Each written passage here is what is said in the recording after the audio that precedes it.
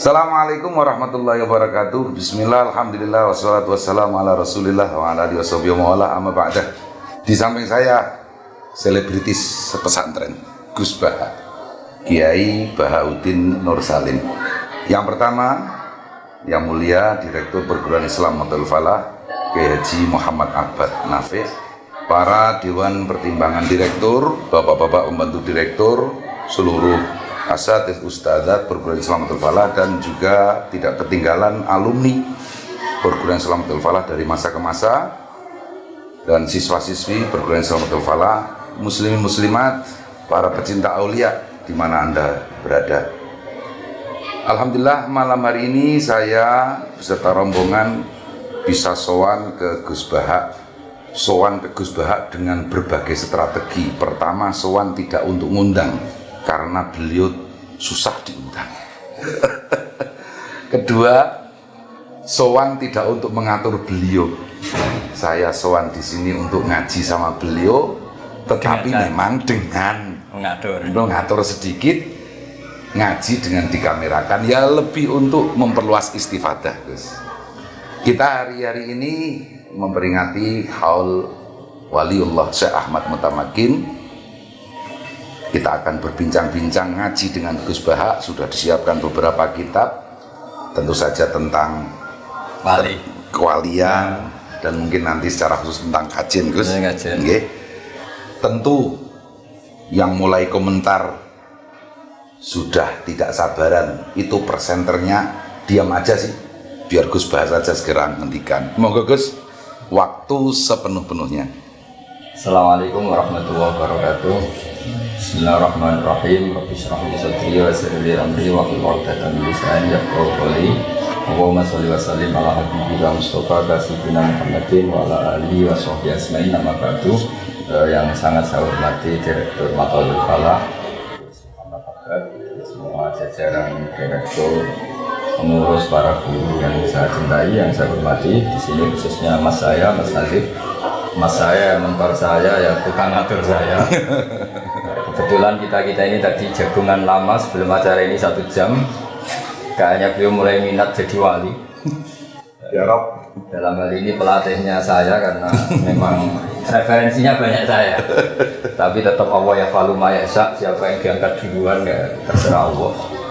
Tapi begini, bicara dengan Bang Mutamakin, tentu kita tahu paling populer dari status beliau, dan saya yakin ini status hakikat dan indanas, itu adalah terkenal wali. Jadi istilah Mutamakin sendiri diambil dari kata Mutamakin fil maqam, orang yang kokoh dalam makomnya, tidak tergeser sana, tidak tergeser sini. Sehingga kalau dalam ilmu nahwu atau ilmu sorof, ketika isim itu menerima tanwin disebut mutamakin amkan. Iya. Karena ciri khas isim adalah diantaranya menerima tanwin. Sekali isim itu menerima tanwin maka disebut mutamakin amkan. Untuk menjadi wali yang permanen itu juga harus mutamakin. Jangan wali musiman, ketika kita fakir jadi wali karena sabar, ketika punya uang langsung nggak wali lagi karena mudah tergoda oleh nafsu. Ada beberapa referensi sebagai penghormatan pada bangsa saya di Matolek. Saya dan Gus Nadif disatukan, sama-sama turunan Mbak Nabi Sepuh, juga sama-sama turunan Bang Mutamakin. Kita ngendikan ini atau matur ini tidak dalam konteks sombong, enggak. Kalau betul saya alim, Mas Nadif alim, tentu barokahnya mbak kita, beliau kita. Kalau betul kita ada alim, ya tanggung jawab kita masing-masing. Iya. Dan kita perlu memaklumatkan itu biar sesuai koridor zuriyatan ba'duha min ba'd. Yang perlu diketahui anak-anak Matolek ini, saya ngaji tentu sama anak-anak, yang bapak-bapak silahkan ngoreksi sambil ngoreksi, kalau bener manduk-manduk sambil pantasnya Gus Baha bener. Kalau salah juga harus manduk-manduk, memang enggak nabi, enggak maksum. Jadi semuanya biasa aja, standar aja, tidak usah berlebihan. Ada beberapa kitab yang saya baca, dan saya sering ketemu Mbak Nafek, mertuanya Gus Nadif, juga sebelumnya sudah keluarga. Saya juga menangi Mbak Dola, guru bapak saya. Juga tentu banyak menangi Mbak Sahal karena beliau sepupu Mbak saya. Dan tadi Gus Nadif sudah saya bacakan di antara guru-gurunya Mbak Sueb, mbah-mbahnya Mbak Mun, dulu pernah ngaji di Hajen juga, di Bang Murtado. Bahwa begini ya, jadi athar komunitas kajian sekarang maupun kultur kajian sekarang itu tidak lepas dari dibentuk ulang orang dulu, wali-wali dulu. Wanat tubuh makodamu wa asaro. Jadi efek dari kewalian seseorang atau kealiman seseorang itu bisa membentuk satu nilai bersama. Dan itu kesuksesan para wali. Di Indonesia orang paling fasik sekalipun itu kalau makan ayam nggak disembelih itu mangkuk, disebut ayam itu. Jadi wali-wali dulu berhasil menanamkan nilai kalau hewan itu harus disembelih. Ya. Begitu juga nilai-nilai yang lain. Meskipun mereka sedang fasik, kenapa saya bahasakan sedang? Karena agama ini selalu berharap memang karena erjuwa wal sehingga ketika Nabi ditawarin Malakul Jibal untuk menghabisi penduduk Mekah karena kafir dan mendustakan Nabi, kata Nabi bal arju ayyukhrijawahu min aslabihim aya'budullaha wa la yusyriku bihi syai'an. Sehingga mulai tradisi pesantren yang di NU maupun yang tidak di struktur NU, cara muamalah dengan masyarakat sih muamalahnya adalah muamalah berharap akan lebih baik, dan itu yang menjadikan kita kuat. Yang sedang fase kita harapkan tobatnya, yang sudah tobat kita harapkan lebih positif lagi, lebih positif. Agama ini diajari Quran la'allahum yarji'un, la'allahum yantahun, dan seterusnya. Kita berharap terus mereka mau pulang, mau kembali. Dan dalam kitab-kitab wali yang saya pelajari, itu bahkan ngendikannya Allah dalam hadis qudsi, saya paling sayang kepada hambaku adalah tidak adbaro'an ketika mereka cuek sama saya. Dan yang saya paling segan, kata Allah dalam hadis qudsi, yang sedang menghadap saya. Sehingga dalam tradisi kewalian, orang itu sama umatnya Rasulullah SAW semuanya dicintai. Yang soleh kita cintai, respek kesalehannya. Yang fasik sebagai PR kita untuk menubatkan, untuk supaya la'allahum yarji'un, la'allahum yantahun. Ini khazanah yang harus kita pegang, jilan an jilin, kabiran an kabirin. Sehingga di Matolek ada pelajaran misalnya kitab yang menerangkan bab tobat. Di situ diterangkan bahwa pintu tobat tidak akan ditutup sebelum malam diri, sebelum orang itu dekati ajal atau azab. Sehingga kita kenapa tidak menjadi orang yang stakem, yang keras? Wong Allah saja selalu membuka pintu tobat, masa kita mau menghalang-halangan? Sehingga kita jadi dia itu rileks. Nah, kenapa tadi Mas Nadi pesan tentang Matolek? Matolek ini menjadi penting karena orang kalau sudah meninggal ini statusnya terserah cucunya. Sehingga bahaya sekali, cucu ini bisa sangat kriminal, bisa sangat berjasa. Kenapa Nabi Ibrahim sampai disebut Allah maka anak Ibrahimu Yahudiyah wala Nasrani. Ibrahim itu tidak Yahudi, tidak Nasrani. Padahal tidak ada orang Islam yang kepikiran Ibrahim Yahudi dan Nasrani. Hanya karena di antara zuriyah beliau ada yang bernama Yahuda bin Yakub bin Ishak bin Ibrahim. Dan ini punya tradisi tertentu yang mengklaim itu tradisinya mbah-mbahnya. Sehingga andaikan tidak ada status yang dibawa Rasulullah SAW bahwa Nabi Ibrahim adalah Hanifah Muslimah, maka statusnya Ibrahim akan diikutkan Yahudi. Nah, andaikan cucu-cucu Bang Tamakin kok belajar sesuatu yang nganggep mungkin Khalil itu bid'ah atau nganggep ziarah itu bid'ah, maka tahu-tahu Bang Mutamakin jadi tersangka. Tapi barokahnya pengajaran yang benar, silsilah yang benar, sehingga kita menjaga. Saya tidak bisa bayangkan misalnya Mbah Zubair tanpa Mbah Mun. Mungkin yang datang ke Khalil Mbah Zubair tidak sebanyak itu karena ada Mbah Mun. Dan begitu juga Mbah Zubair punya murid Mbah Sahari, sehingga kelangsungan usul fikih terjaga, ada thariqatul usul dan seterusnya. Sehingga kalau dalam nasihat orang Arab itu kebalikan di Jawa. Kalau di Jawa nasihat itu rahmat mulut Mbah. Tapi kalau orang Arab enggak, kama tasyarrafa bi Muhammadin Adnan. Jadi orang itu nggak tahu Adnan itu siapa, Abdul Muttalib itu siapa. Gara-gara punya cucu yang sangat populer, sangat terhormat, orang pasti tanya, itu bapaknya siapa, mbahnya siapa. Nah ini PR bagi kita semua yang masih keluarga mutamakin, anak-anak baik keluarga secara gen maupun secara sanad keilmuan, jagalah harkat dan martabat ahli sunnah.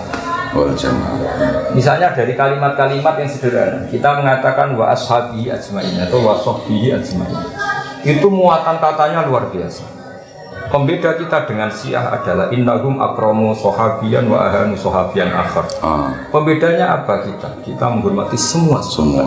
Jadi Ajmain itu kata kunci, bukan rutinitas karena semua MC bilang Ajmain terus kita ikut-ikutan bilang Ajmain. Iya. Sehingga saya berjanji ketika ngendikan sangat menghormati ahli bait ya khusul fitratat thahiratan nabawiyah, tapi diteruskan wa ya ummus sahabata wal atba'a wa mawalah. Kan ini pembeda wa ya umum. Nah begitu juga tentang hajjen. Hajjen itu mengutamakan ma'ruf bil wilayah. Menterkenalkan wali ini penting, bukan karena kita cucunya terus banyak wali itu enggak. Supaya orang berkeinginan jadi wali. Jadi wali itu jadi apa? Orang dicintai Allah, zat yang abadi, yang lahul asmaul husna. Karena mungkin kita sudah terlalu bodoh ingin dicintai manusia, dicintai pejabat, dicintai makhluk-makhluk. Kita lupa pentingnya dicintai Allah. Ya. Sehingga nggak apa-apa kita sering guyon sama Mas Nabi untuk jadi wali untuk apa? Nggak apa-apa supaya orang ingat lagi bahwa penting jadi wali. Itu ibarat Jalaluddin Ar-Rumi bisa bikin guyon tentang kematian. Kematian itu indah, kita ketemu kekasih kita ketemu hidup yang hakiki yaitu kematian. Karena kalau nggak dibicarakan toh kita pasti mati. Tapi dengan dibicarakan secara keilmuan, secara disiplin kualitas. Kata Jalaluddin Ar-Rumi, kenapa kamu nangis saya sementara saya mau ketemu kekasih saya lewat kematian? Itu juga Bilal ketika para sahabat tengok dia susah, dia senyum-senyum senang. Buatan nalkal ahibah Muhammad dan wahisbah.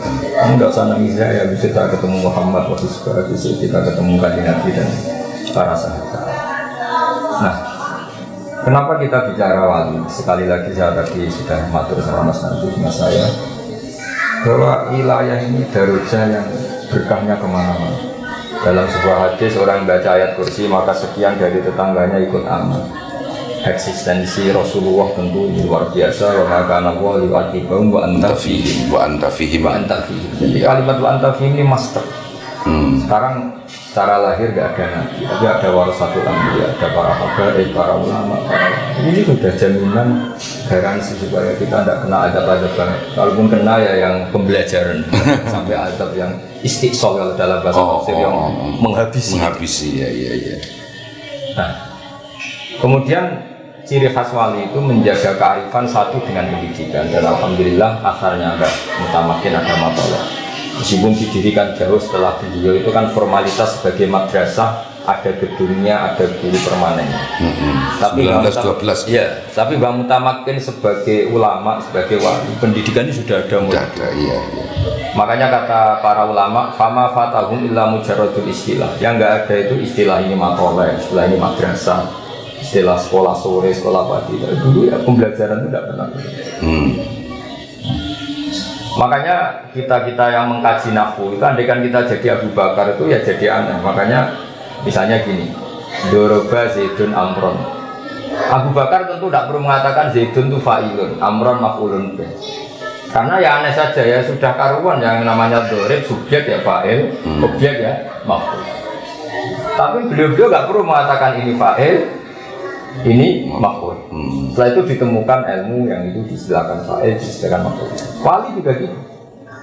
Ketika ada orang fasik dikelola secara baik, tarbiyah, tadris, secara gradualisme. Kemudian Mas Nadif era intelek bilang ini metode gradualisme, metode kultural, metode apa? Sebetulnya wali itu nggak perlu seperti itu, karena nggak perlu garap disertasi, nggak perlu garap tesis, garap disertasi. Tapi perilakunya ini sudah jadi metode. Substansinya sudah jadi metode. Sudah jadi substansinya sudah jadi metode. Iya.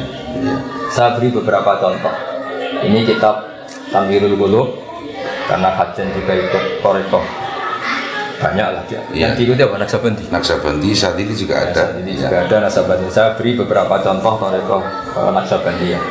Ini di kitab Tanwirul Qulub halaman 505. Kita tahu Syekh Bahauddin Naksabandi itu dalam nasab ya kira-kira mirip Syekh Abdul Qadir Jailani, yaitu sama-sama Al-Hasani dan Al-Husaini.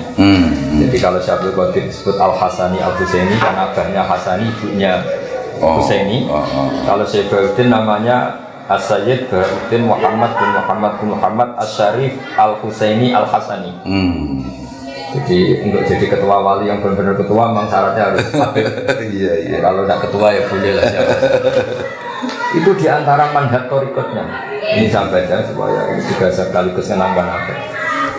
Mungkin yang Mas Hadi wajib ini sama saya itu diantara yang dikatakan berafek gini. Sok aku nak kau ono, kon pulang toreko. Tapi kalau bukan sakit, sulang sakit. Jadi sekarang saya kesampaian, nggak sengaja tadi pas tadi kesini saya kok kepikiran mau menerangkan toreko. Mungkin ini bagian dari yang diinginkan berafek supaya saya mulang toreko. Tapi saya akan mulang haitsul ilmu jadi sekian. Iya. Di antara yang didakwakan Syekh Bahuddin Naqsyabandi itu begini. Hidayatu tariqatina nihayatu sairit tariq.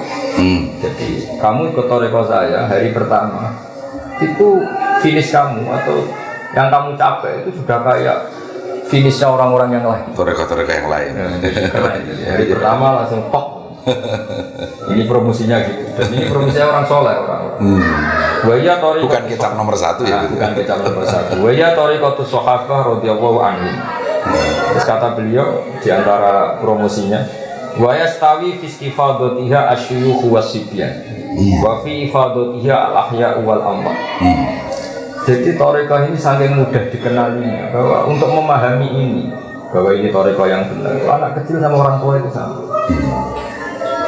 Kita tahu dalam madzhab Syafi'i masyhur beliau menunjukkan fa innal uqula mutarratun ila qabulil haq. Akal itu dipaksa akan menerima Kebenaran.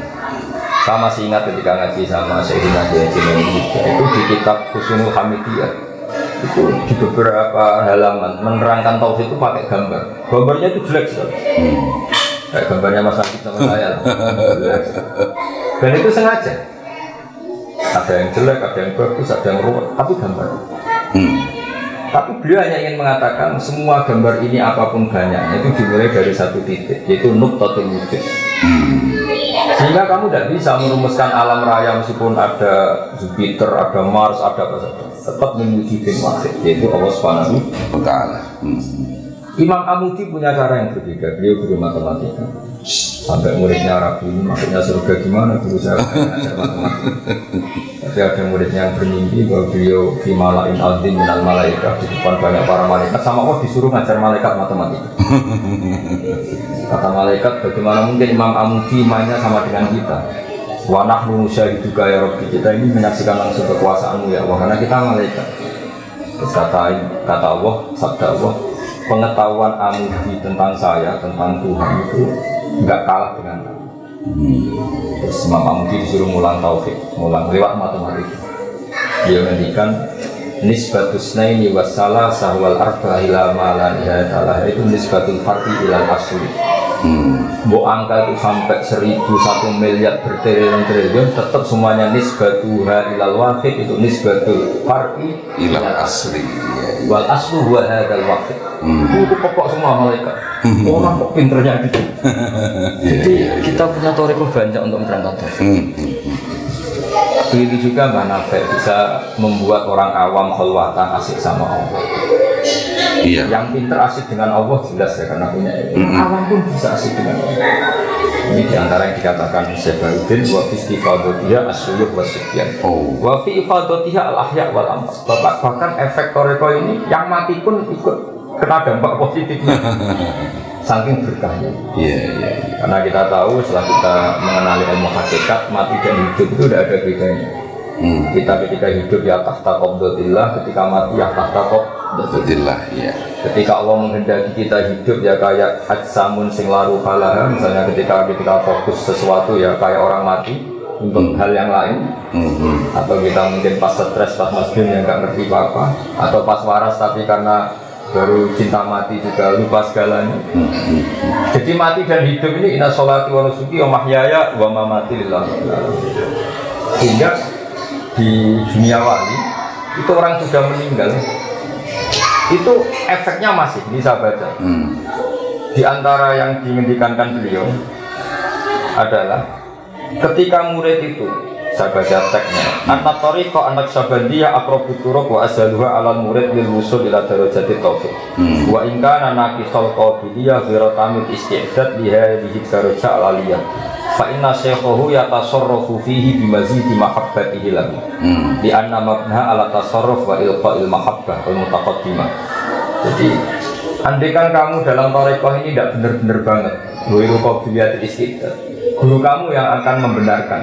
Jadi ibarat kita sinyal, kita salah posisi, wifi-nya yang didekatkan ke kita oleh guru-guru kita. Jadi ini luar biasa. Makanya ada robit itu ya. Ada robit. Iya. Jadi saya mohon tradisi penghormatan pada Bang Utamaken, Hayyan, Bapak. Makanya dulu zaman sahabat Mas Nadif itu ada dua kelompok besar. Ada sahabat yang ketika Nabi meninggal itu menangis dan itu mayoritas. Iya.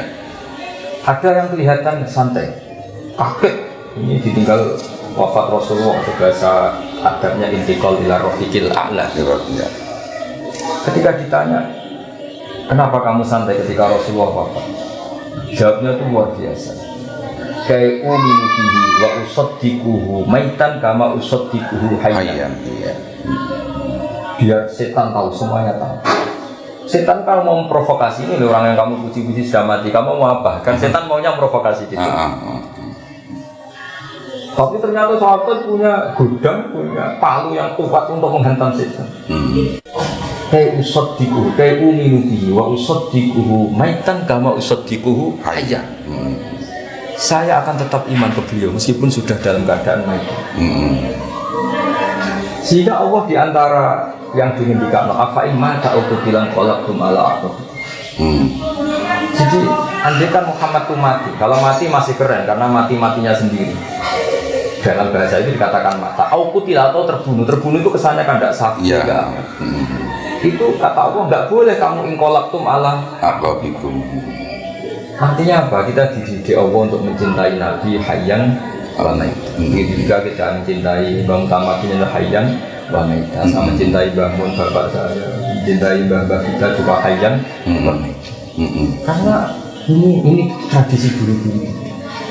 Kita jangan ikut yang sebelah sana, kalau orang sudah mati dianggap semuanya selesai. Itu tidak sanad kita, tidak rijalu asal itu.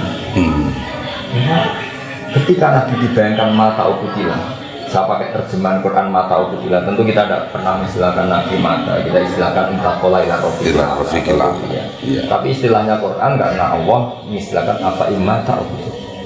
Itu ternyata sahabat yang tadi bilang, saya senang karena saya menangi Nabi wafat dan saya tetap iman. Usaddiquhu maitan kama usaddiquhu hayyan. Sehingga kita mencintai Nabi sampai sekarang. Meskipun beliau secara lahir sudah intakola ila rafiqil a'la. Begitu juga kita mencintai Mbak Hashim, mencintai Mbak Sarah, Mbak Dola, dan semua bangga kita. Ketika beliau sudah wafat tetap kita cinta. Makanya di sini disebut yang mendapat manfaat dari tariqah ini adalah al-ahya wal amwat. Iya. Dan itu ketika kita bicara ilmu kewalian, kematian itu justru kasar. Makanya di Quran disebut fakashafna anka ghita'aka fabasaruka al-yawma hadid. Faqad kunta fi ghaflatin min hadza fakashafna anka ghita'aka fabasaruka al-yawma hadid. Iya. Makanya masyhur ada riwayat anna-sunya min idamatu intabah. Sebetulnya kita di dunia ini malah yang tidur, anggap uang penting, jabatan penting, pengaruh penting. Itu goblok sekali. Setelah kita di akhirat ternyata yang penting itu sujud, yang penting itu ikhlas. Hal yang kita desa-desa ketika di dunia, wah zaman akhir naik ikhlas orang favorit. Tapi nanti setelah kamu orang itu orang melu kumanan. Tapi nanti setelah di akhirat itu penting semua. Iya. Dan kita menjadi pintar setelah di akhirat karena sesuatu yang kita lihat itu hakikat semua. Sementara di dunia bisa yang menipu, yang apa kita imani. Sehingga kematian itu kepandian. Maka syafna anda sito akan babesaru kali omah. Semua yang menutupi kamu dari kenal hakikat. Sekarang hakikat itu sudah saya buka. Babesaru kali omah. Sekarang matamu, pandangan kamu tajam sekali. Iya. Artinya kata siapa mati itu tidak keren. Menghormati orang mati itu tidak keren. Katanya menghormati orang-orang yang sudah kasih. Iya. Jadi ini saya masih ingat dijazai bangun tentang Fatihah. Kenapa Allah tidak menghentikan ihdinas siratal mustaqim siratoka? Karena Allah la ya'kul wa la yashrab wa la yanam. Sehingga Allah tidak bisa ditiru karena Allah tidak makan, tidak minum, tidak tidur. Niru ya sama-sama makhluk. Ihdinas siratal mustaqim siratal ladzina an'amta. An'amta pakai fi'il madhi yang telah engkau beri nikmat. Ngikuti makna itu tuliskan karena manusia. Belum salah saja sudah kelihatan enggak mutunya. Ngikuti saya riskan, belum salah saja sudah kelihatan enggak mutunya, kelihatan salah. Makanya ada pepatah idas tanan pun fastan di amal. Kalau kamu cari sanad, cari sunnah sudah meninggal. karena sudah finish secara benar. Tapi kalau orang hidup, apapun benarnya potensi salah. Tapi menyela dikit Gus, ini Ya.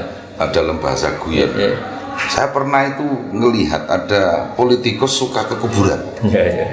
Pas terutama menjelang Tapi saya cara ke kuburan tidak kayak politikus loh. ketika ditanya kenapa sampean kok rajin ke kuburan, jawabannya hampir pas sama itu tadi. Karena saya lebih percaya yang mati sudah nggak punya kepentingan. Iya betul. Luar biasa ya. Hanya pas politikus saja benar. Iya betul. Monggo. Jadi ihdinas siratal mustaqim siratal ladzina an'amta. Jalannya mereka yang telah engkau terima. Apalagi kalau yang sudah meninggal, ini sudah finish secara benar. Sudah selesai dengan dirinya sendiri.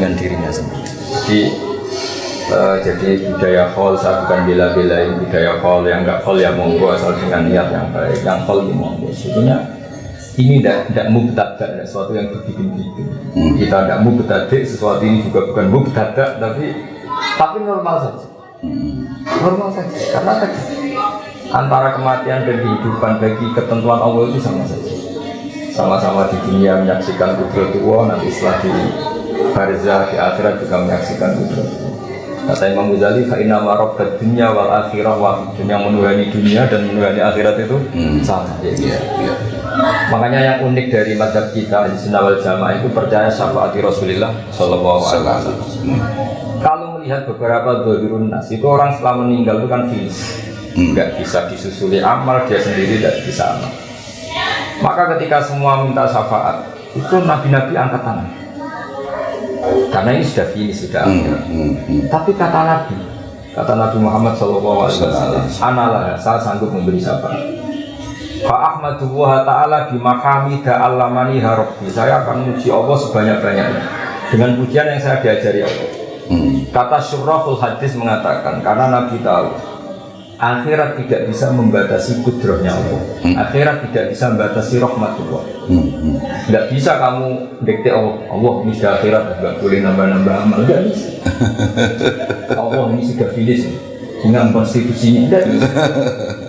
Allah tetap la tatanaha ala'u wa la tatanaha rahmatu wa la tatanaha ayati. Sehingga nanti tetap saja berani minta Allah. Dan di sini sirinya, kenapa Nabi namanya Ahmad? Sebagian kitab yang saya baca, Muhammadun Ahmad bin Wimi. Jadi ada yang mengatakan Ahmad di sini afal tafdil. Ketika nabi-nabi lain sudah agak berani muji minta syafaat, Nabi Muhammad tetap berani. Karena bagi Nabi Muhammad akhirat tidak batasi Allah untuk memberi syafaat.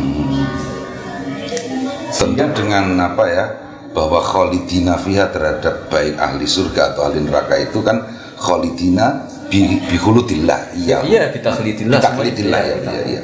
Sehingga terus Nabi sujud, Allah ngendikan ya Muhammad irfa' ra'sak wasal tuqtah wasya'tu syafa'. Irfa' ra'sak wasal tuqtah wasya'tu syafa'.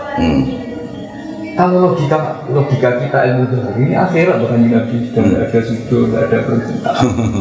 Tapi Nabi tahu bahwa akhirat tidak bisa batasi Allah. Tentu Nabi hanya memintakan mereka yang iman karena memang itu hukumnya Allah. Kita berani minta. Artinya apa? Ketika orang meninggal kamu anggap terus gak bisa mendoakan kita. Orang sudah meninggal gak nyafaati kita, itu kemudian. Ini yang perlu distressing kan itu Gus, betul ya. Jadi bahwa Nabi cerdas memahami bahwa akhirat pun latatana. Iya. Nisbatil rahmatillah. Iya, betul. Iya. Makanya tetap berani minta. Berarti betul. Jadi ini dalil hal yang nggak tahu ini. Yang kayaknya Gus ini baru pertama kali jenengan ngendikan ke ini. Kecuali kalau bahwasanya saya mungkin kurang cermat mencermati YouTube sampean gitu. Ya, yang jelas ini spesial lah. Iya, spesial. Tadi tuh saya mau bikin mukadimah ini. Hadis dari riwayat itu Khalid bin Ma'dan itu yang ketika itu meminta siapa itu sahabat siapa lupa itu, ceritakan saya hadis yang sampai kemudian beliau menangis. Mu'adz bin Jabal itu tentang riya yang sampai sekian kelompok nggak lolos semua itu. Nggak lolos semua. Jadi artinya di situ saya ingin memang Gus bahas sekarang ini ya demi matolek ya. Dulur jenengan sendiri harus mengeluarkan ilmu-ilmu yang min syiddatihi wa diqqatihi begitu Gus. Tidak tahu abamu mau. Iya. Jadi kalau dia uraan itu berarti dapat pahala karena jujur. Kalau dia sopan ya dapat pahala karena sopan. Dua-duanya dapat pahala. Mau nggak dilanjut Gus? Ya, terus. Jadi semua ulama, semua wali itu keinginannya hanya satu. Dari umatnya Nabi ini nggak boleh diputus dari Nabi. Logikanya sederhana. Kalau kamu mudah mengkafirkan umatnya Nabi, berarti kamu memisahkan umat dan Nabi. Makanya kenapa kita ciri khas ahli sunnah wal jamaah itu menentang paham takfir. Karena inginnya Allah dan Rasul yang di luar saja dipanggil, masa yang di dalam dikeluarkan. Iya. Tidak boleh. Wong kita jual kambing tanpa anaknya atau anaknya tanpa ini bukannya aja nggak boleh. Apalagi ini memisahkan Nabi dan Umat. Sehingga guru-guru kita dari mulai Mbah Mutamakin mulai sampai saat menyaksikan era modern ya ada Batullah, ada Basal, ada Basal. Itu buat orang kaya apa itu ya bisa. Bukan karena tidak farik benal haki wa benal batil, ini bukan dalam konteks fikul ahkam tapi fikul dakwah. Iya. Mereka juga tetap istilahkan masih fasik ya tak rumah, tetap distatuskan fasik berarti ada farik tetap. Tapi tetap dirangkul dengan makanya fikul ahkamnya ya kena, mereka tetap distatuskan fasik. Iya. Fikul dakwahnya ya kena tetap dirangkul di. Kalau dalam bahasa Mbah Muslim Allah yarhamu Imam Puro itu peceraian-peceraian ya kudu dirumati. Iya betul. Jadi kalau dalam bahasa strategi politik dan kadang-kadang kita memang harus ngomong politik itu tetap menguntungkan kita karena taksiru sawadil muslimin. Jadi misalnya satu kampung itu jumlahnya 500 orang, yang soleh hanya 100, barokahnya 400 yang fasik. Kalau itu muslim semua itu disebut kampung muslim.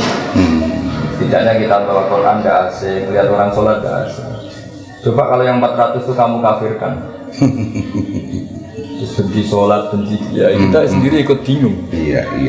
Tapi kalau mereka tetap Islam, ala dinin wahid, wa ala ilahin wahid, wa ala namatin wahid. Jadi ini contoh-contoh ringan yang serius, ringan tapi serius. Iya.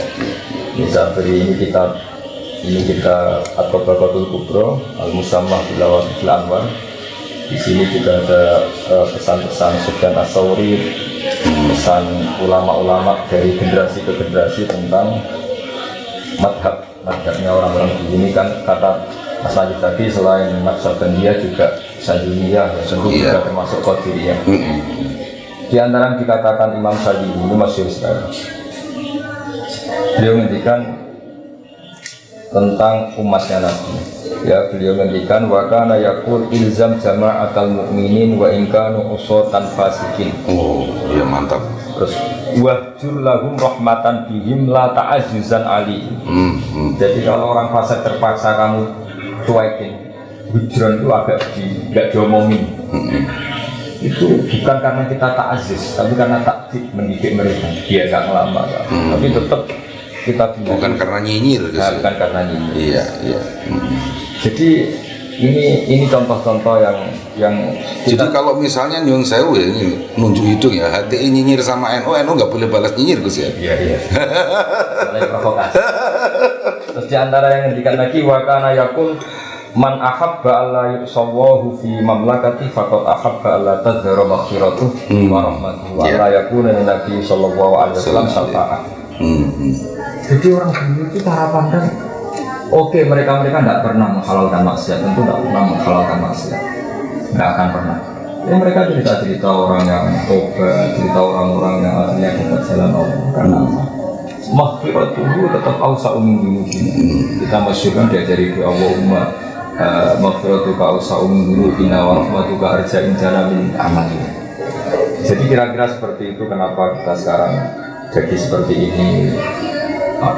Indonesia yang nggak negara Islam, orang pasiknya hormat dia, yang nggak sholat ketemu yang sholat malu, maling ketemu yang punya rumah ya lari, padahal yang punya rumah kadang sudah lumpuh. Artinya hak ini masih menang, sangat menang. Jadi perasaannya orang di kampung di mana-mana yang nggak sholat hormat yang sholat, yang nakal ya hormat yang tidak. Iya, ini nggak boleh hilang. Karena dengan cara itu mereka masih menjaga nurani. Tapi sekali mereka kita kafirkan, Salat wajib ahli sholat, yang orang kafir tidak wajib Iya. sholat. Itu malah nanti jadi panjang. Iya. Jadi ini beberapa makalah yang nah ini yang termasuk makalah yang unik. Ini yang cerita sudah orang meninggal. Ini kan karena cerita wali. Suatu saat Abu Hasan Asyadili itu mengalami kasuf. Dan di antara kasufnya itu adalah beliau melihat Rasulullah Muhammad SAW dan melihat Nabi Nuh berbarengan. Kenapa Nabi Nuh memasukkan kaumnya sampai habis? Yang Nabi Muhammad berharap, bahkan anaknya orang kafir pun tetap berharap nanti anak turunnya menjadi mukmin. Wa kana radhiyallahu anhu yaqul law alima nuhun alaihi salatu wassalam anna fi aslabi qaumi may ya'ti yuwahhidu wa azza wa jalla ma da'a alaihi wa la kana qala wa mafri qaumi fa innahum la ya'lamun kama qala Rasulullah sallallahu alaihi wasallam. Fakullun minhuma ala ilmin wa bayyinatin min Allah ta'ala. Jadi ini unik. Jadi misalnya ini Abu Jahal itu di punggungnya, di master keturunannya kan di punggung kalau lelaki. Ini di sini bisa saja ada nas lan mukminan. Ada turunan-turunan calon mukmin. Ini kalau mati ya ikut mati. Beberapa orang kafir ini bawa kandungan itu, sehingga Nabi disuruh masukkan ini, nggak mau ya.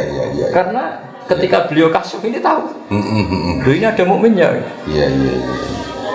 Kalau hari ini mereka nggak iman, bisa jadi cucunya. Makanya ini disebut, itu hebatnya Nabi ketika itu menginginkan asa bal arju ayu fijawa min aslabihim mayang itu wah harus ikuti. Kita tahu dalam tarikh yang punya anak Ikrimah jadi orang luar biasa. Kita punya anak Darroh ya jadi mukmin yang luar biasa. Dan beberapa aulat berubah itu menjadi jadi agama ini dimangkana yang jiwa yang jadi selalu yang punya harapan apapun kondisi kita selalu punya harapan. Iya. Dah jenengan sekarang ganti. Ini kalau kata orang Mesir Gus, wajbah dasimah haqqan, makan malam hari ini luar biasa bergizinya Gus.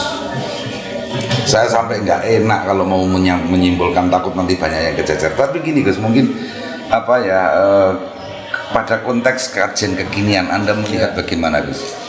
Ya kalau ini kan cerita wali ya, sehingga saya akan melihat dari sisi ilmu aulia. Kita tidak tahu apa wali apa betul kita ini, tapi kita yakin bahwa Allah sangat mencintai kita semua.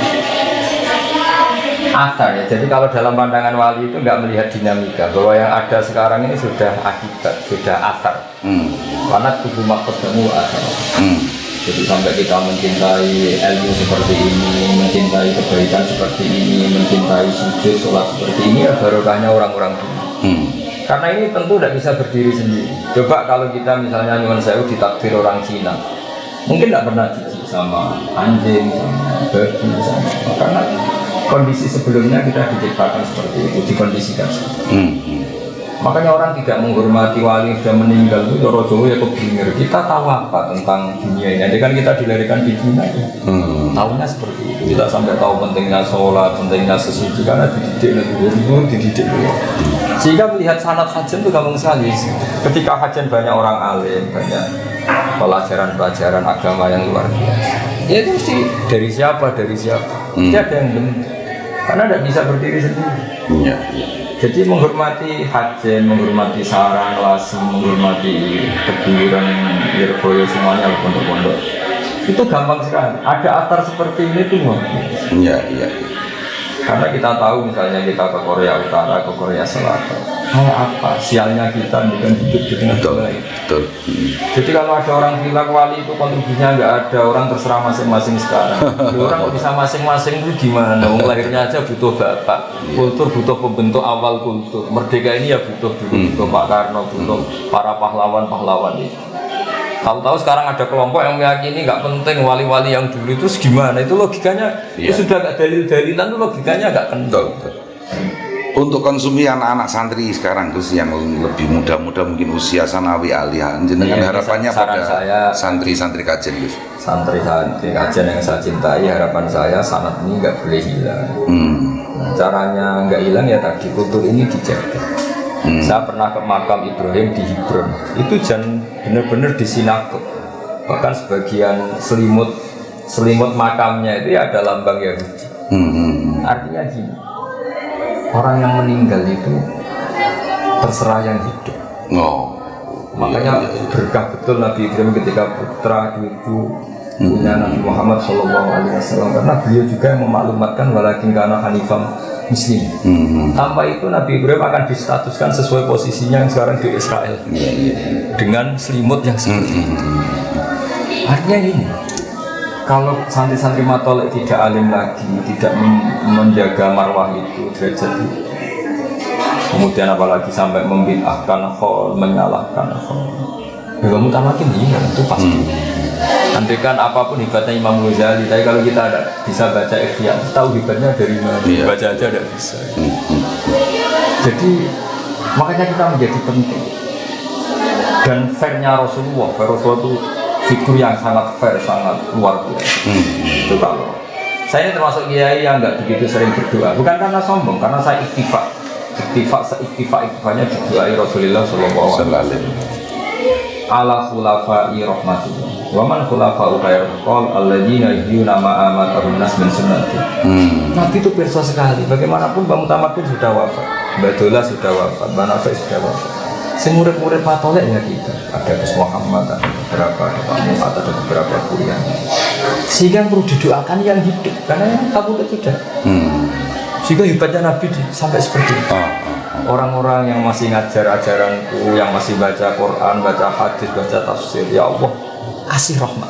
Dan saya yakin doanya Nabi mustajab. Jadi kalau saya berdoa itu mustajab, ya doa ya serius. Tapi saya sebetulnya ya sudahlah supaya ubudiyah saya berdoa. Tapi saya percaya sekali yang mandi itu doanya Nabi. Selagi kita masih mengajar kebenaran, mengajar tauhid, mengajar pasti tercakup dengan doa Nabi tadi. Karena yang kangelan ya yang hidup tadi. Karena yang menjaga. Banyak kan di Jawa Timur di mana-mana orang alim alama nggak dikholi makamnya sampai kena semak. Gara-gara cucunya nganggap ziarah itu fitnah. Kita tidak perlu menyebut nama nanti jadi fitnah. Dan itu makruf masyhur. Betul. Artinya gini, sekali kajian matola itu tidak alim, tidak pakai ala namati aslafina solihin, ya udah hilang semua. Hilang semua. Karena dulu ketika kita ke kuburan dengan niat ingat yang mati, kalau ingat yang mati jadi ingat mati dan kebiasaan. Dulu kita semaan Quran karena biar kasrotu tilawati Quran, siapa nggak ada sunnahnya Nabi. Ada yang unik, saya pernah ngalamin gini Mas Najib, ini pengalamannya. Saya pernah didatangin tamu dari Sidoarjo. Dia cerita, Gus khataman Quran satu hari khatam. Kebetulan tadi Mas Najib baru khataman, di antaranya saya kirim delegasi tadi. Dan saya selalu kirim delegasi untuk khataman di Bangunan. Gus jelas di hadis Sahih, Nabi itu melarang orang khatam sehari. Karena 1 bulan 3 kali aja ada Nabi kebanyakan yang pakai hadis Abdul bin Amr bin As itu. Iqra'hu fi syahrin, tapi kata Abdul enggak, saya lebih kuat timbang itu ya Iqra'hu fi syahrin sampai itu jelas seminggu saja dan ke maksimal. Kenapa ada khataman sehari? Bahkan konon Batullah 3 kali sehari. Jawabannya saya tanya sama yang gugat itu, ya jelas niatnya gugat itu. Sama mau alim apa mau gugat? Kalau mau alim tak bacakan kitab yang mensarai hadis itu, dan itu saya yakin lebih alim juga Anda. Ya saya ingin alim dan nggak usah dibaca dulu, tapi saya jelaskan. Oke, kalau khataman 1 hari bid'ah berdasar hadis itu oke, sepakat. Tapi Nabi nuruhkan iqra'hu fi syahrin, iqra'hu fi sabtin. Apa Anda tiap 7 hari khatam Quran? Sehingga mengkritik yang 1 hari khatam. Itu perintah kata Nabi, iqra'hu ya sudah khatam per 7 hari, khatam per 1 bulan. Apa Anda tiap 1 bulan khatam untuk Anda juga kan? Anda ini kritik bisa, tapi melakukan perintah ada? Tidak bisa. Akhirnya terus saya bacakan di Fathul Bari, cara menyarai itu luar biasa. Kalau perintah menghatamkan per 7 hari tidak wajib, per 1 bulan juga tidak wajib. Ini Nabi juga nggak melarang per 1 hari hatam. Tinggal melihat muktado saksiyati, orangnya itu siapa. Kalau kita pegawai atau karyawan itu tidak baik wajib kerja dengan alasan khataman tidak kerja, padahal kita terikat kontrak. Tapi kalau di waktu yang kita tidak ada apa-apa, kemudian memang ingin khataman, masalahnya apa? Jadi ini kearifan para syurratul hadis.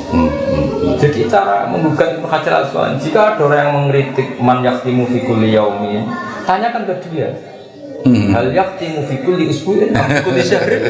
Bahkan baca saja belepotan kan? Iya, boleh. Jadi itu uniknya Ibnu Hajar al-Asqalani. Jadi apa mereka yang kritik itu sudah iqra'u fi sab'in, iqra'u fi syahrin. Iya. Jadi yang diambil ngarangnya. Iya. Akhirnya kita jadi tersangka kan? Betul. Padahal nggak ngerti. Jadi laki-laki ya sepotong-sepotong itu ya. Laki mandinya nggak Iya, jelas. laki-laki. Makanya di antara kearifannya Ibnu Hajar al-Asqalani ketika mensarai hadis karena Rasulullah Shallallahu Alaihi Wasallam idan sorofa min sholatihi akbala alina biwajib. Jadi Nabi kalau habis sholat memang tren umumnya madhab ke musolli, berarti kira-kira menghadap ke timur. Iya. Lalu sebagian orang berlebihan nganggap itu yang paling sunnah, yang ngalor nggak masuk, yang ngulon juga nggak masuk. Tapi kata Ibnu Hajar al-Asqalani itu cara ngedikan luar biasa. Dan ini kitab yang dipakai bahkan di Arab Saudi, semuanya berdasar kitab Fathul Bari. Itu cara ngedikan begini. Nabi itu figur yang sangat ditunggu-tunggu sebagai imam. Sehingga orang lari dari 7 kilo, 6 kilo saking ingin makmum kepada Nabi. Dan Nabi khawatir kalau posisinya tetap menghadap ke barat, beliau dikira fi sholatin. Sehingga orang yang datang Allahu Akbar, imam makmum sama Nabi. Ternyata Nabi sudah kharijah sholat, sudah enggak sholat. Tentu yang makmum ini kan menjadi tidak sah karena mentautkan sholat sama orang yang sudah tidak sholat. Dan ini bahaya kalau dalam fikih. Iktimam biman laisa fi sholat. Makmum sama orang yang sudah tidak sholat. Sehingga untuk menunjukkan kalau beliau sudah sholat, beliau menghadap ke timur kalau di Indonesia. Jadi yang makanya kata Ibnu Hajar al-Asqalani, yang penting seorang imam memaklumatkan dengan cara apapun, asal nggak dengan rokokan ya, bahwa sholat ini sudah selesai. Makanya guru-guru kita, sanad kita meskipun jarang yang sudah ngerti, jarang yang ngerti. Ketika astagfirullah dibanter.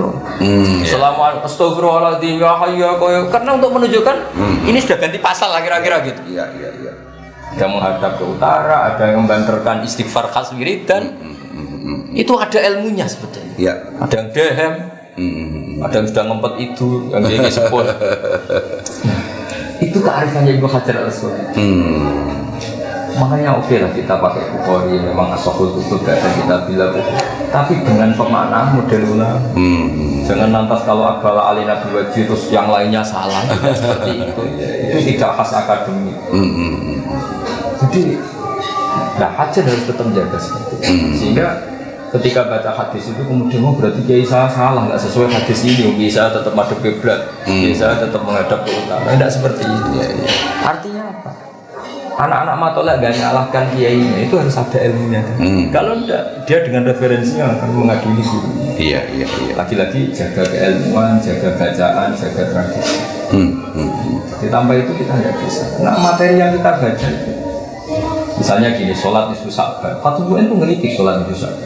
Padahal kita pegang Fathul Mu'in. Ini beberapa ulama mendukung sholat nisfu Sya'ban. Ya sudah guru-guru kita melakukan itu nggak masalah. Pakai hadis umum as-sholatu khairun maudhu'un fa'akthir al-aqillah. Sholat itu bawaannya sudah baik. Yang penting tidak fil awqat al-makruhah, bawaannya sudah baik. Iya. Fa'akthir al-aqillah sudahlah kamu memperbanyak terus. Soal ada hantaman ini bid'ah, sebagian ulama juga meyakini ini bid'ah. Ya nggak masalah mulai dulu ya beda pendapat itu biasa. Nggak ada masalah. Iya. Jadi ini penting untuk anak-anak matoleh baca yang nah ini yang termasuk pesan agak terakhir biar terlalu lama. Masalah dosa. Ini tak baca ini di kitab ini yang dipakai Thariqah Habib Lutfi, kita Jami' Usul fil Awliya. Ini yang dipakai pengajian Habib Lutfi karena kita butuh sanad. Dan ini sudah saya cek di beberapa kitab termasuk di Hilyatul Awliya, di kitab At-Tabaqatul Kubra oleh Imam Sa'roni. Itu kenapa kita membiarkan dulu. Pernah ada satu kejadian orang banyak itu fasik itu jadi imam di masjid, jadi muadzin. Banyak di FK yang menentang itu. Jadi bapak menyuruh tak apa dia jadi muadzin, jadi imam.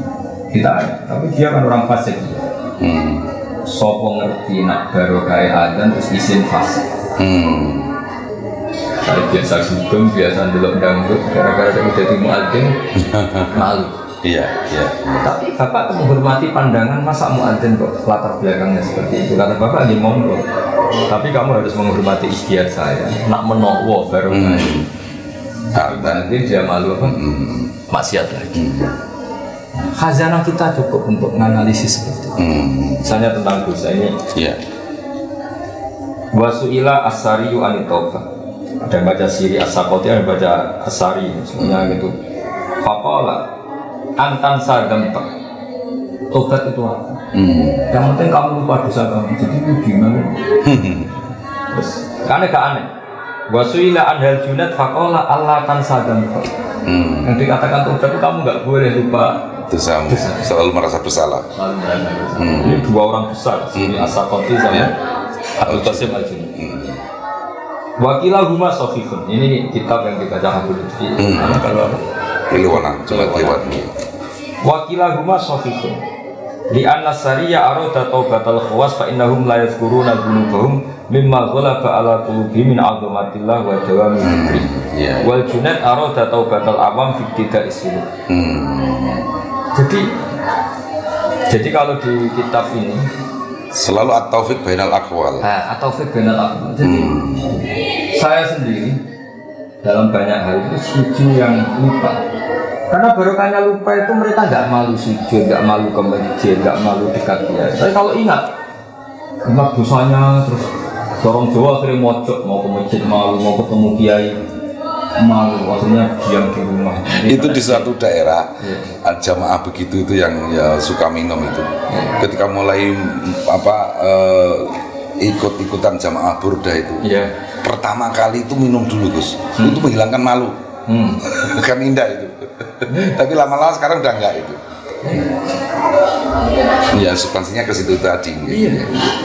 Jadi tidak gampang. Ini kan kita ngelola manusia. Saya ulang lagi, ini kita ngelola manusia. Ada yang bawaannya itu pede, sehingga bayangkan di surga itu melihat Allah. Tapi ada juga ulama yang katanya, ketika kamu di surga berani nggak lihat wondak? Ketika ditanya kenapa, unazzihu dzalikal jamal binadzari misli. Saya menjaga kesakralan Allah, terima aku wae kok. Ben Allah tetap sakral, gue gak tau didelok mripat sing koyo aku. Sama siapa kalimat unazzihu dzalikal jamal an-nadzari misli. Jadi banyak orang yang salaman kitab baru di monggo, yang enggak berani salaman mbok motori kiai nggih monggo. Yang sekarang salaman di monggo mergo musafa hasunat, yang takut corona di monggo itu hanya. Iya. Kayak apa enaknya ulama-ulama relax santai karena ya jadi kita kan muamalah sama zat yang luar biasa. Siyak balul ma'dzirah yang ghafurur rahim. Coba Nabi sendiri itu semuanya orang baik. Ada yang kayak Nabi Nuh tegasnya kayak gitu, ada yang Nabi Ibrahim yang lunanya kayak gitu, ada yang Nabi Musa ilmiahnya kayak gitu, ada Nabi yang nggak ngambil sikap kayak Nabi Khadir. Wah, khazanah kita kurang apanya? Iya. Dan Nabi ngendikan ulama umat itu keambiya Bani Israil, tidak ngendikan kanabiyin, keambiya. Ulama yang alim tidak nekah, Imam Nawawi. Nabinya ada Nabi Yahya. Ada panutan. Ulama yang kaya raya jabat ya banyak, panutannya Nabi Sulaiman. Ada semua. Cari yang miskin banyak lagi, panutannya Nabi Isa. Bedanya Nabi Isa miskin pilihan, kalau ini miskin terpaksa.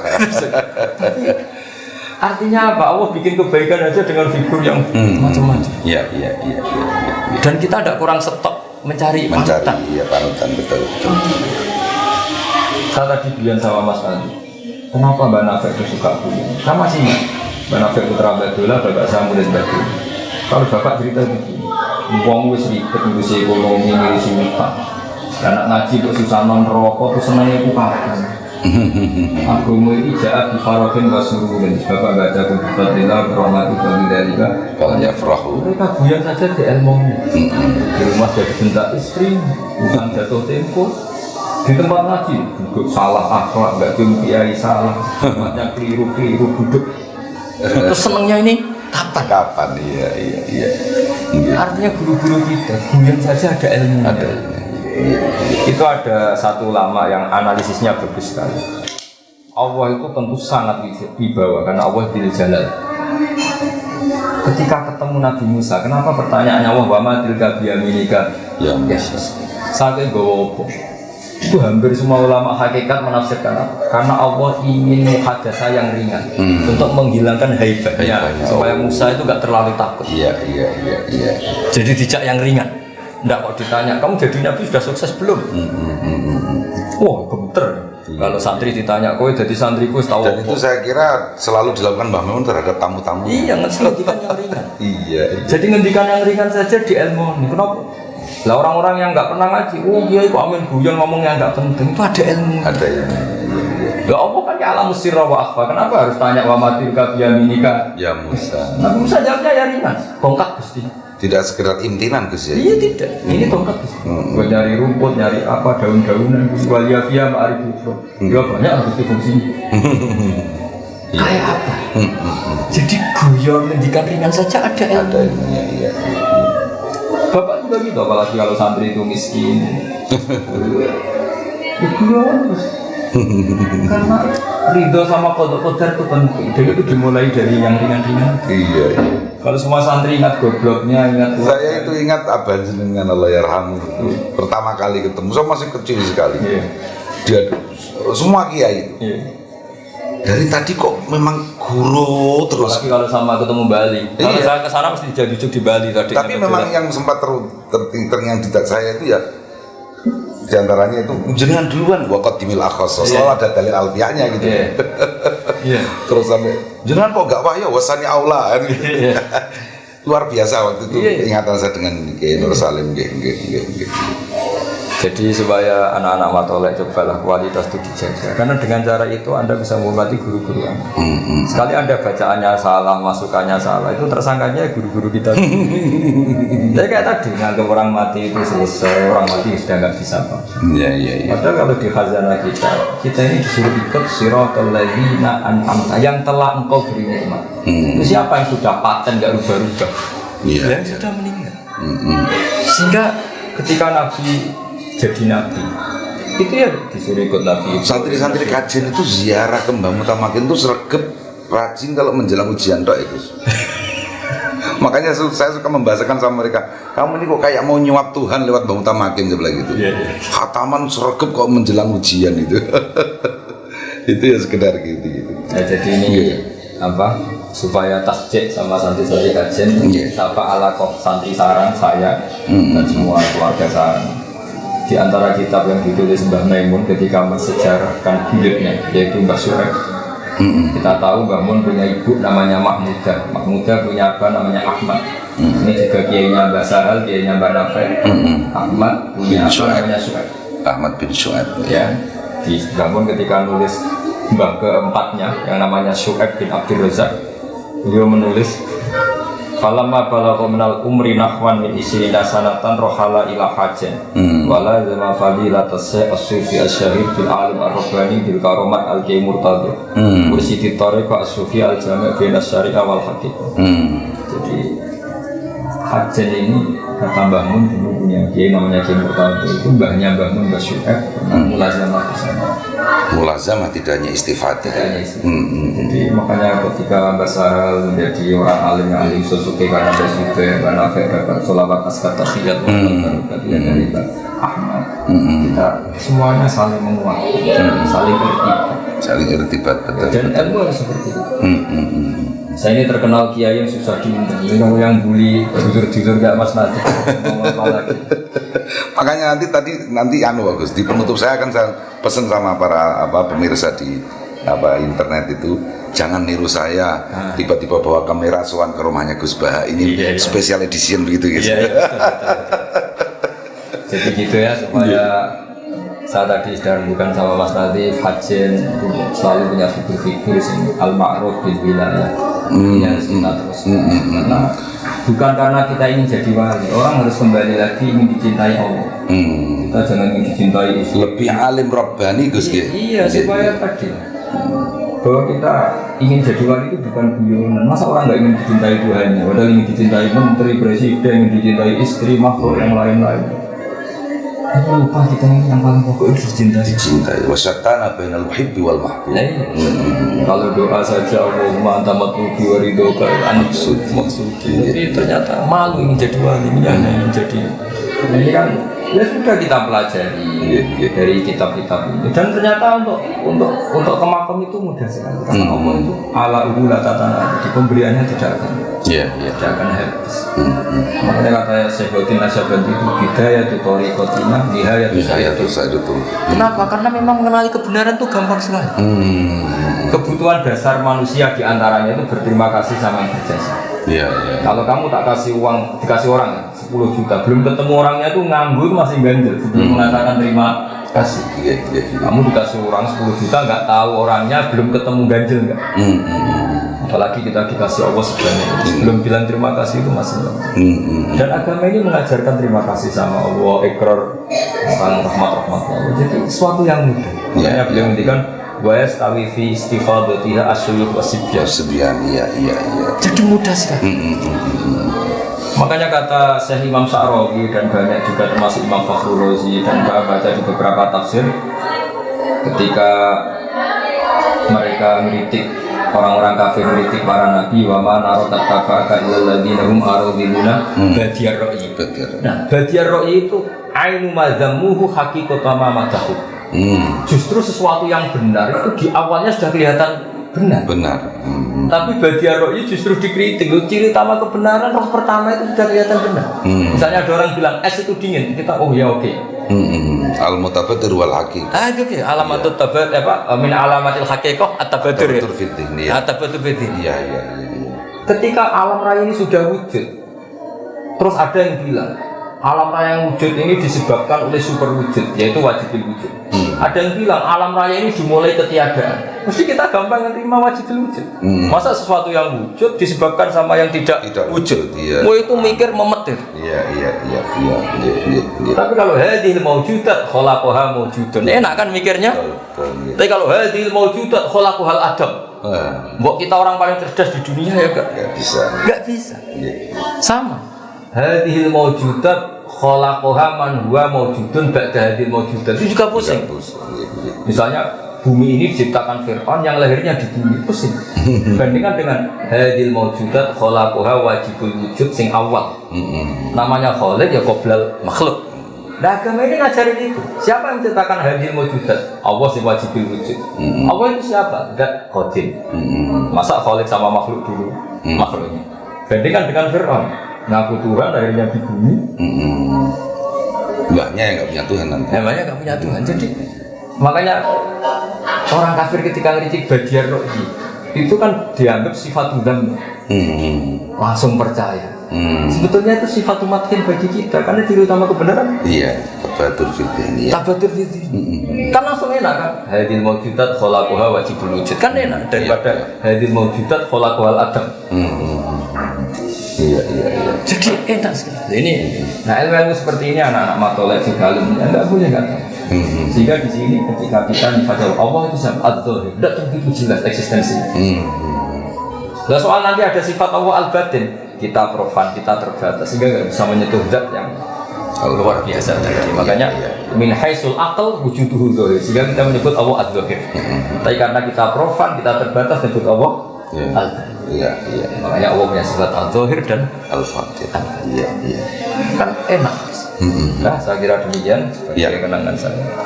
Saya tadi mau menyela menyudahi, tapi beliau sendiri sudah menyudahi, jadi saya tidak suul adab. Iya. Terlalu luar biasa malam hari ini, berkah haul Mbah Mutamakin, yang bicara juga cucunya Mbah Mutamakin. Alhamdulillah, semoga bermanfaat. Dan jangan ditiru tadi, diulang lebih, jangan ditiru. Yang mana? Bawa kamera terus. Iya.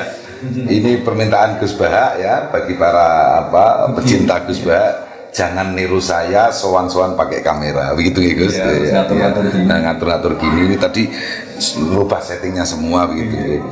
Terima kasih Bapak Direktur, Bapak Dewan Pertimbangan Direktur, Bapak Pembantu Direktur, Bapak Ibu Guru, alumni dari Matul Falah dari masa ke masa di seluruh penjuru dunia, dan santri-santri Matul Falah, juga santri kajian secara umum.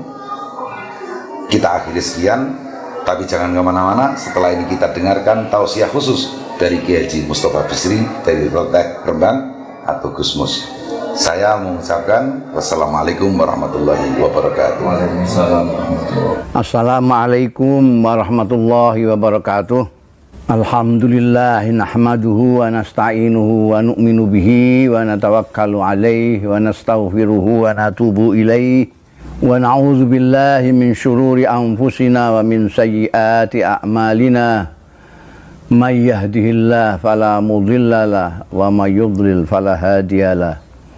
Wa asyhadu an la ilaha illallah wahdahu la syarika lah wa asyhadu anna Muhammadan abduhu wa rasuluh.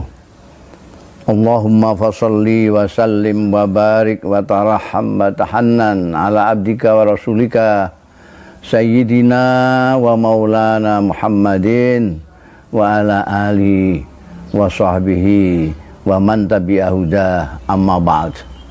Hadaratil afadil sadatil masyayikh wal asatidzah al aizza tima izukum, yang terhormat dan yang saya hormati para sesepuh, bini sepuh, tokoh-tokoh masyarakat dan para santri-santri, hadirin hadirat yang ikut hadir secara virtual pada saat ini, rahimakumullah. Pertama-tama saya harus memanjatkan puji syukur kehadirat Allah Subhanahu wa Ta'ala bahwa dalam masa pandemi, masa berjarak dengan manusia ini, saya diberi kesempatan untuk ikut bil barokah memperingati haulnya Simbah Mutamakin.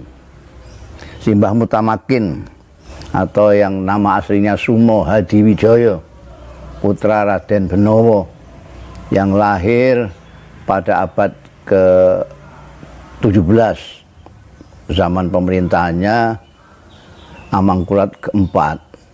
Mudah-mudahan kita mendapat berkahnya, pertemuan kita diridhoi oleh Allah Subhanahu wa Ta'ala dan bermanfaat adanya.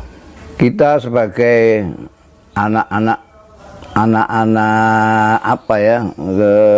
santri, terutama yang di Kajen, santri-santrinya Mbah Mutamakin, memperingati haulnya Mutamakin bukan hanya persoalan seremonial untuk rame-rame seperti kita memperingati hari ulang tahun kita, tidak. Tapi kita perlu seperti halnya kalau kita melakukan kegiatan peringatan Maulid Nabi Shallallahu Alaihi Wasallam dan haulnya para ulama-ulama, kita perlu mengkaji ulang terutama ajaran dan contoh-contoh yang diberikan oleh tokoh yang kita hauli, dalam hal ini Simbah Mutamakin. Tentu kalau orang-orang Kajen sudah hafal semua tentang riwayat kisahnya, Mbah Mutamakin, terutama yang yang paling diingat, paling populer itu mempunyai 2 anjing segala macam itu. Tapi yang lebih penting bahwa Mbah Mutamakin ini terkenal sebagai kiai pejuang, sebagai kiai yang menyintai manusia, seorang kiai ulama yang ma'rifatullah, mengenal Allah Subhanahu wa Ta'ala, dan mengenalnya karena ilmu, bukan mengenal begitu saja, tapi kenal betul, sehingga tidak kagetan, tidak bingungan, tidak sok pintar, karena beliau mengenal Allah. Kita tahu sekarang ini banyak sekali orang-orang yang sangat bersemangat untuk berislam ria, tapi mereka berhenti dalam berislam ria itu. Kenapa? Karena tidak mengenal pemilik Islam itu, tidak mengenal zat di mana melalui Islam itu kita diharapkan untuk sampai mendapat keridhaannya, yaitu mengenal Allah Subhanahu wa Ta'ala. Makanya di dalam kitab-kitab kuning kita itu selalu awwalu wajibin itu kan ma'rifatullah. Kenapa? Karena kalau kita tidak mengenal Allah Subhanahu wa taala, itu bagaimana kita mau menyenangkan Allah? Bagaimana kita ingin mendapatkan ridhonya Allah? Mendapatkan ridhonya Allah itu menyenangkan Allah. Bagaimana kita akan mendapatkan ridhonya Allah kalau kita tidak mengenal Allah? Seorang istri mau menyenangkan suami saja, dia harus tahu, harus mengenal suaminya. Suaminya ini apa kesukaannya, kalau makan lauknya apa. Kalau dia tidak mengenal, jangan-jangan dia mengira suaminya senang sayur lodeh, ternyata suaminya paling benci dengan sayur lodeh. Itu contoh kecil aja. Makanya sekarang kita banyak lihat itu orang yang mengaku bersemangat berislam ria, tapi tidak tahu bahwa berislam itu untuk mencapai tujuan paling akhir, yaitu ridhonya Allah Ta'ala. Nah ini makanya di dalam Islam yang pertama kali harus dikenal Allah. Nah untuk mengenal Allah harus ngaji. Maka Kajen menjadi kota santri dengan pondok pesantren yang banyak. Itu karena DNA-nya memang DNA-nya Mbah Mutamakin. Jadi kalau ada orang Kajen kok nggak ngaji, atau mondok tapi nggak ngaji, itu tidak akan. Maka kalau Anda lihat orang-orang yang tidak ngaji itu, dia bersemangat berislam, tapi kadang-kadang kelakuannya justru bertentangan dengan apa yang digariskan oleh Allah Subhanahu wa taala. Masa ada orang berdakwah, katanya berdakwah Islamiyah, tapi mencaci maki, melaknati hamba-hamba Allah. Bagaimana orang mau menyenangkan Allah tapi melaknati hamba-hambanya? Itu tidak masuk akal. Mbah Mutamakin juga dikenal selain mempunyai dua anjing itu yang dinamai beliau dengan nama yang bagus itu karena beliau sangat paham sekali dengan Allah, dengan makhluk-makhluknya. Dan yang disinggung-singgung lagi oleh orang-orang yang bicara tentang Mbah Mutamakin itu adalah Mbah Mutamakin suka melihat wayang. Ceritanya Perkudara Bratasena ketemu dengan Dewa Ruci. Nah, ini orang yang nggak tahu. Karena apa? Disangkanya wayang itu adalah itu kesenian Buddha, kesenian Hindu. Salah. Di dalam pertemuan Bratasena dengan Dewa Ruci itu diwejang, wejangannya itu pas sekali dengan ajaran-ajaran yang dirintiskan para kiai dan Mbah Mutamakin sendiri. Jadi Dewa Ruci mempunyai ajaran 6 ajaran. Ini banyak yang tentu santri-santri karena tidak pernah lihat wayang mungkin nggak tahu bahwa Dewa Ruci itu memberikan ajaran 6 ajaran.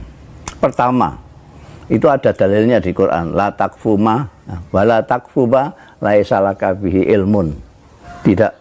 Anda jangan sampai melakukan sesuatu apapun, ngomong sesuatu, bertindak sesuatu sebelum kamu ngerti, paham betul yang kamu omongkan itu apa, yang akan kamu laksanakan itu apa.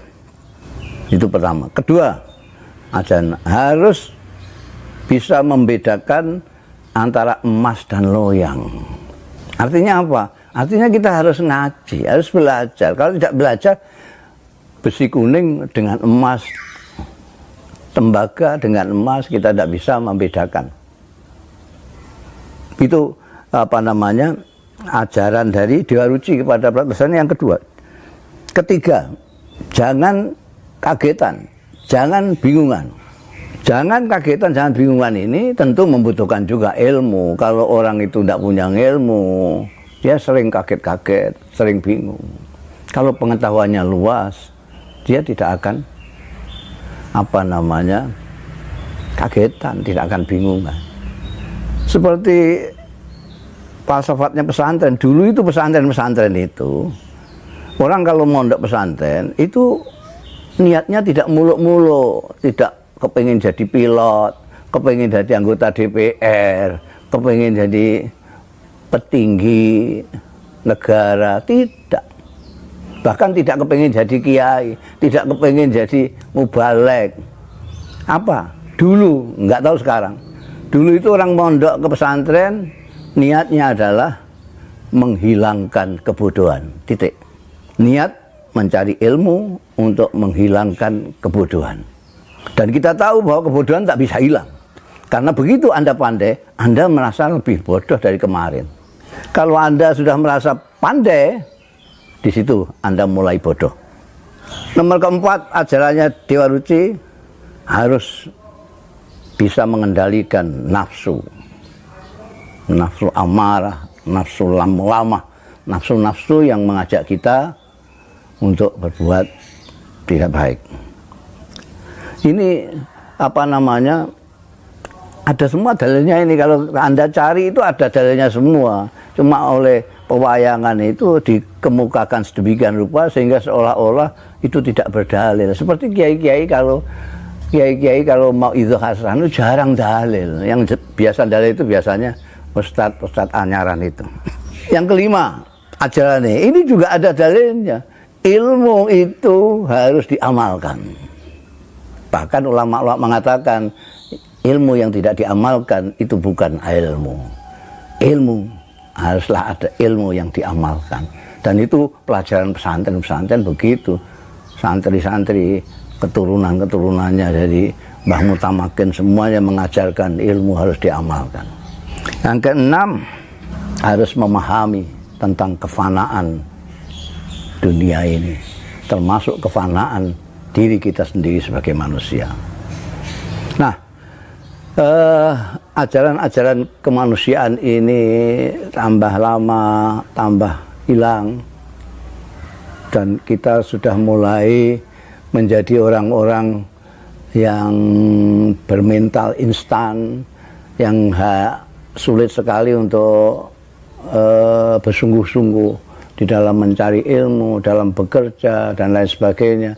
Kita memahami agama juga sudhi itu di permukaannya saja, tidak masuk ke dalam. Karena masuk ke dalam itu harus bijiddin wajdihadin. Sementara kita tidak punya lagi kekuatan untuk jiddin wajdihadin. Kita sekarang malas sekali karena godaan-godaan hal-hal yang kita hadapi di zaman akhir ini. Kita tidak, udah ada tirakat beras sekarang itu nggak usum tirakat segala macam itu. Kesungguhan itu sudah tiada, sehingga kita sekarang suka yang sudhi. Kalau kita lihat itu apa namanya, mauidhah, tausiah itu kebanyakan sudhi semua, tidak sampai yang mendalam seperti yang diajarkan Mbah Mutamakin. Jarang sekali kita apa namanya menukik ke dalam. Kalau bahasanya Bung Karno, mencari api daripada Islam itu untuk dikorbankan kepada diri kita sendiri, sehingga kita itu tadi aneh sekali. Kita melakukan sesuatu untuk menyenangkan Allah, mencari ridha Allah, tapi dengan tidak sadar atau tidak berpengetahuan lalu menyakiti hamba-hamba Allah. Saya sering menyontohkan orang yang berdesak-desakan untuk berebut mencium Hajar Aswad itu.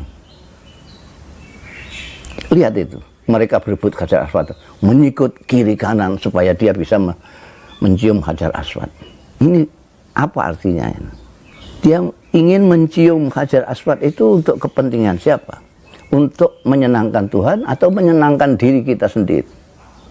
Tanyakan kepada mereka yang rebutan mencari Hajar Aswad untuk dicium. Untuk menyenangkan diri sendiri atau menyenangkan Allah? Kalau jawabnya untuk menyenangkan Allah, itu aneh sekali. Bagaimana mau menyenangkan Allah dengan menyakiti, mengikuti hamba-hambanya? Tidak masuk akal. Jangankan Allah, saya saja. Kamu ingin menyenangkan saya, anak saya, kamu sikuti, keplak kamu. Dan orang lalu lupa bahwa mencium Hajar Aswad itu paling tinggi hukumnya sunnah, sedangkan menyakiti hamba-hamba Allah itu haram. Bagaimana untuk mendapatkan kesunahan dengan keharaman? Ini kan sama saja dengan korupsi, sedekah dari uang korupsi. Tidak menghilangkan kotorannya korupsi. Ini kemanusiaan kita itu menjadi luntur karena kita salah memahami ilmu, salah memahami tentang kesalehan. Saleh yang sejati adalah orang yang saleh, baik dengan Allah dan baik dengan hamba-hamba Allah, baik dengan Tuhan dan baik dengan manusia. Tidak bisa Anda baik dengan manusia tapi tidak sholat, tidak puasa, tidak beribadah kepada Allah, kamu separuh takwa. Sebaliknya, kamu sembahyang, kamu ngoceh soal Islam segala macam, tapi kamu jahat, zalim kepada sesama hamba Allah, kamu belum berarti orang yang bertakwa. Nah, karena kemanusiaan ini begitu tipis, ya ini husnudzon saya, Allah itu begitu baik. Kita itu selama ini dengan dunia itu tidak berjarak. Bahkan karena tidak berjaraknya kita dengan dunia, begitu cintanya kita kepada dunia, itu kita bisa tega kepada sesama manusia, sesama hamba Allah Ta'ala. Kita lupa, ini sama-sama manusia. Dan kita lupa kepada ajaran Kanjeng Nabi Muhammad sallallahu alaihi wasallam. La yu'minu ahadukum hatta yuhibba li akhihi ma yuhibbu li nafsihi. Ini seringkali termasuk ustadz-ustadz keliru mengartikan hadis ini. Diartikan orang tidak sempurna imannya sebelum dia menyintai saudaranya seperti menyintai dirinya sendiri. Ini tidak benar, tidak pas. Karena kalau artinya begitu, redaksinya tentu la yu'minu ahadukum hatta yuhibba akhahu kama yuhibbu nafsahu. Ini tidak. Hatta yuhibba li akhihi ma yuhibbu li nafsihi. Jadi kalau seperti contoh saya tadi, kalau saudara kita kalau kita senang mencium Hajar Aswad, kita harus senang juga kalau saudara kita bisa mencium Hajar Aswad. Kalau kita senang dihormati, kita harus senang juga kalau saudara kita dihormati. Ini ajaran Kanjeng Nabi. Tapi itu semua karena kedekatan kita dengan dunia yang tidak berjarak sama sekali itu, ini lupa semua, termasuk orang Islam terhadap ajarannya. Maka karena kebaikan Allah Subhanahu wa Ta'ala, maka Allah memberi pelajaran dahsyat kepada kita. Adanya pandemi sekarang ini. Sekarang ini kita dibuat sedemikian rupa harus berjarak dengan dunia. Bahkan kita dengan sesama pun disuruh berjarak. Ya, berjarak. Ini pelajaran yang perlu kita cerdasi. Orang yang tidak pernah piknik itu menyangka bahwa pandemi ini itu hanya di Indonesia. Bahkan ada yang menyangka bahwa pandemi ini hanya di dusunnya sendiri saja. Padahal ini di seluruh dunia. Di Timur Tengah, di Eropa, di Amerika, di Mekah Al-Mukarramah. Itu semuanya terkena dampak. Semuanya. Kalau kemarin itu masjid hanya dijadikan untuk kepentingan diri sendiri, tidak untuk kepentingannya Allah. Katanya masjid itu adalah rumah Allah Ta'ala. Sekarang rasakan kamu bisa. Sekarang kalau kita rindu kepada masjid, rindu bersama-sama dengan orang, itu rindu yang macam apa sekarang? Kita sekarang diingatkan, kita itu sama. Kullukum min Adam, wa Adam min turab. Kullukum min Adam, wa Adam min turab. Selama ini kita kotak-kotak hamba Allah itu.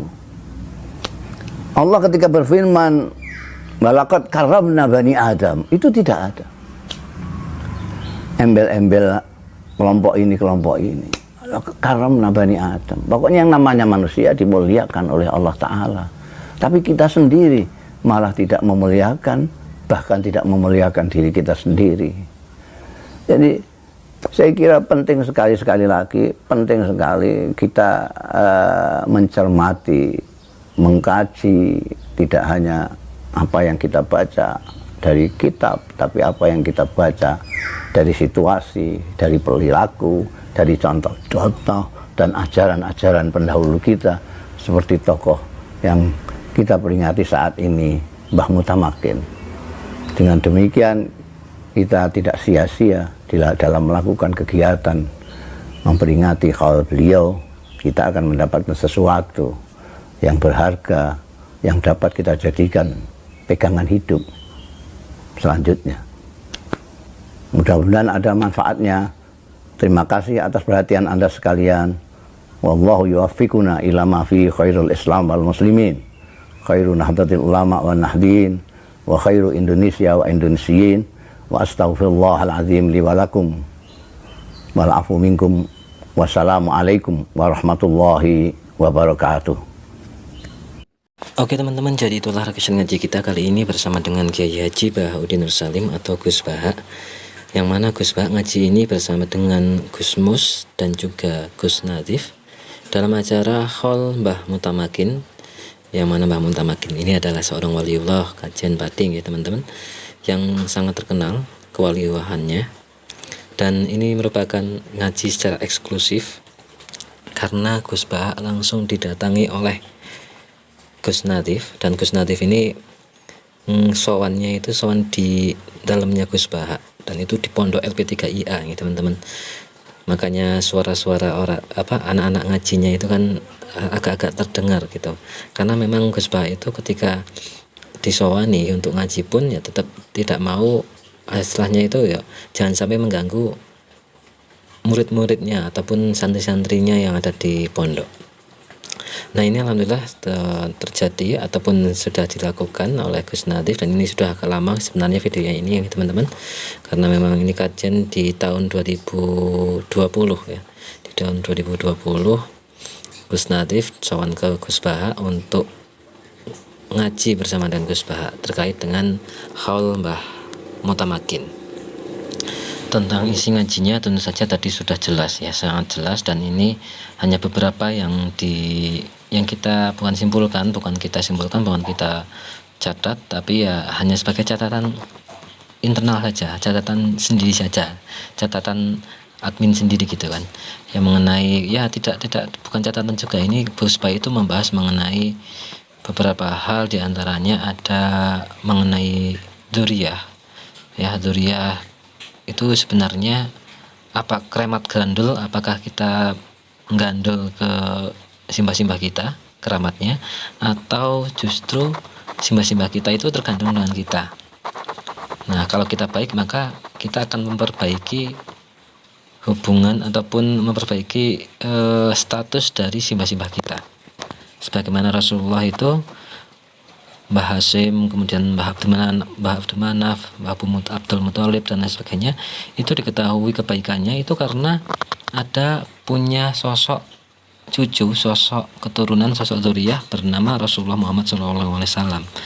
Nah itu kan tergantung, berarti dzurriyah itu sangat tergantung menstatuskannya kepada leluhurnya itu tergantung dari dzurriyahnya.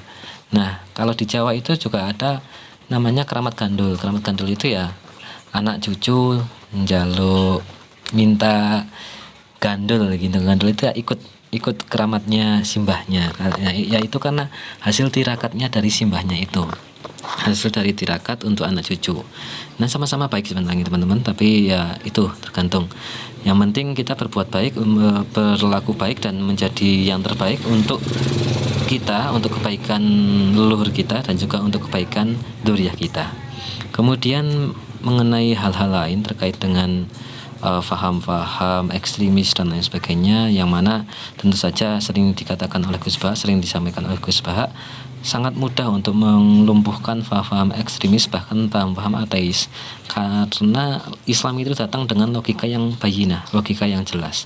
Artinya ketika apapun itu, suatu hal yang terlalu ekstrim ataupun bahkan ateis, itu tetap akan kalah dengan kebayinahan Quran, kebayinahan Islam, keluar biasaan Islam, ke logika yang cetowelo-welo. Nah, itu yang sering disampaikan oleh Gus Bahak. Dan kemudian mengenai ini langsung disambung oleh Gus Mus nih teman-teman. Dari Gus Bahak langsung disambung oleh Gus Mus, dalam artian berbeda tempat memang ya, karena Gus Mus itu sebetulnya wawancara secara eksklusif sendiri. Tapi kemudian Gus Mus menjelaskan mengenai siapa itu sosok Mbah Mutamakin, bahwasanya Mbah Mutamakin itu termasuk salah satu keturunan dari Pangeran Benowo. Kemudian Mbah Mutamakin juga terkenal, sering terdengar ataupun bahkan sudah masyhur kewaliannya, kewaliullahannya. Kemudian Mbah Mutamakin ini juga ternyata senang mempelajari ataupun senang mendengarkan seni budaya. Di antaranya salah satunya adalah wayang kulit, dan salah satu lakon yang beliau senangi adalah lakon Brotoseno bertemu dengan Dewa Ruci. Nah, itu memang benar-benar cerita pewayangan yang epik ya teman-teman, karena memang itu ketauhidan tingkat tinggi adanya seperti di situ sebenarnya, di lakon Dewa Ruci itu, Dewa Ruci dan Brotoseno ataupun Bima Werkudara.